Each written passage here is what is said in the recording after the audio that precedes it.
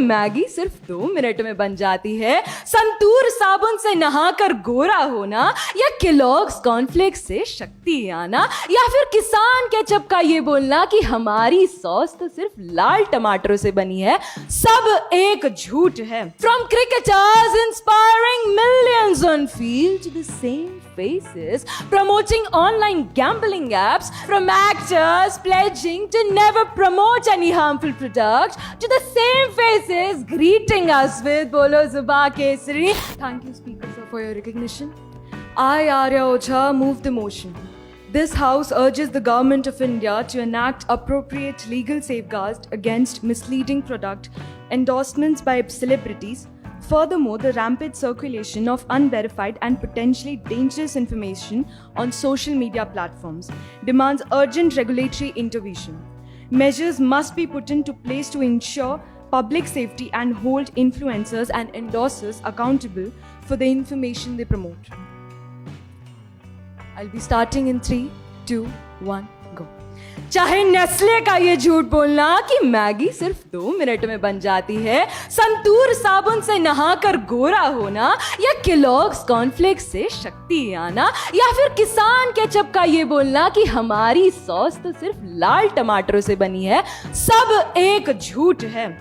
Ladies and gentleman, नमस्कार।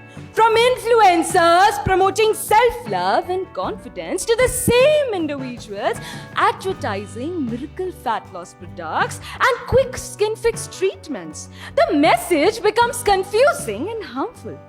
From cricketers inspiring millions on field to the same faces promoting online gambling apps, the shift from role models to risky endorsements is deeply concerning. From actors pledging to never promote any harmful product to the same faces greeting us with Bolo Zuba Kesari, the hypocrisy isn't just visible, it's loud. And we, the youth, are done being fooled by the familiar faces and the unfamiliar truths.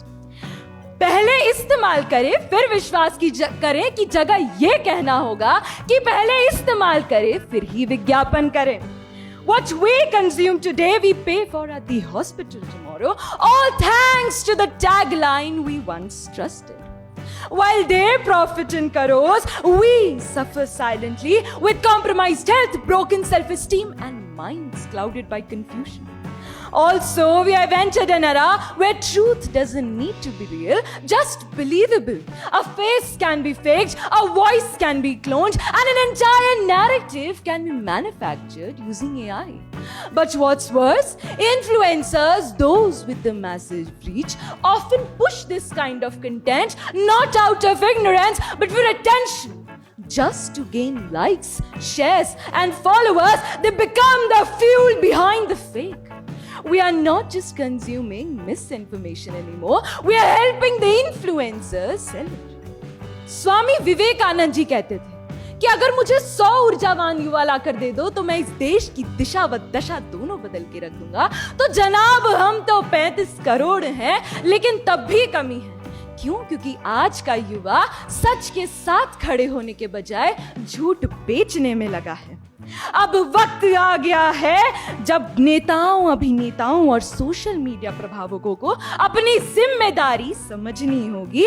जब हर तरफ जो दिखता है वही बिकता है का शोर है, तो क्यों ना हम भी सही तथ्य और सही जानकारी को सामने लाएं, ताकि देश का युवा सिर्फ दिखावे में ना उलझे, बल्कि सही सोच और दिशा के साथ आगे बढ़े और भारत को विश्व पटल पर सर्वोच्च स्थान तक पहुंचा सके।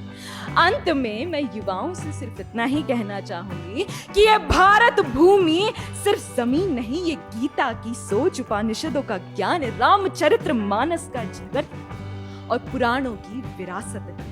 और उन्हीं में से एक है मुंडोक उपनिषद से निकला वो श्लोक जो आज भी राष्ट्र चिन्ह पर छपा है, सत्यमेव जयते नानृतं सत्यवेन पंथा वितो तद्देवामि।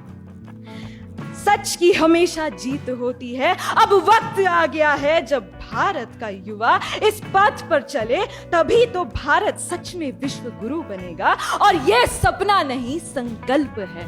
धन्यवाद और जय हिंद।